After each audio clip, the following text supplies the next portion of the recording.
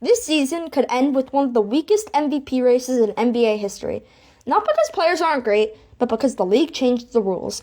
The 65-game minimum was supposed to protect the MVP award. Instead, it might completely reshape it. Right now, some of the best players in the world are one short injury stretch away from being automatically disqualified. Not because they weren't dominant, but because they didn't hit a number. And when you look at who's already on the edge, you have to ask the question nobody wants to answer. Who's even left? To qualify for MVP, a player must play at least 65 games. That means you're only allowed to miss 17 games total. Once you cross that line, you're out. No context, no dominance clause, no exceptions. And this season, that rule is already doing damage.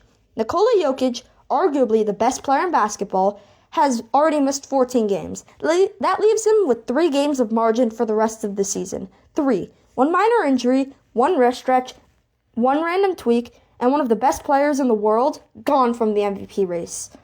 Shai Gilgeous-Alexander looks like the safest MVP candidate right now. He's healthy, he's playing every night. He's averaging around 32 points per game on the best team in the league. But here's the irony. The Thunder are too good. Because Oklahoma City is so far ahead, they can afford to think long term. That means more rest nights, more load management, and more caution heading into the playoffs. And here's what people miss. More rest actually increases injury risk. When players sit, ramp back up, and change routines, soft tissue injuries happen.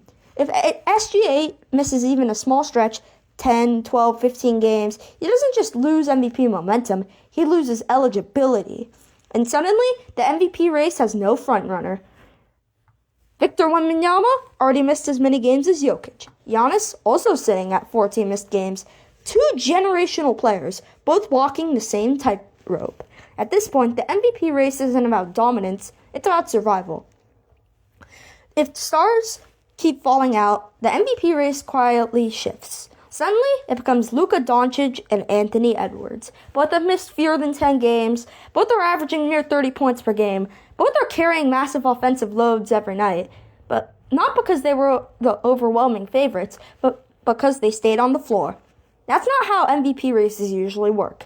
This season might not crown the best player in basketball. It might crown the best player who survived the schedule. The 65-game rule fixed one problem, but it may have created another.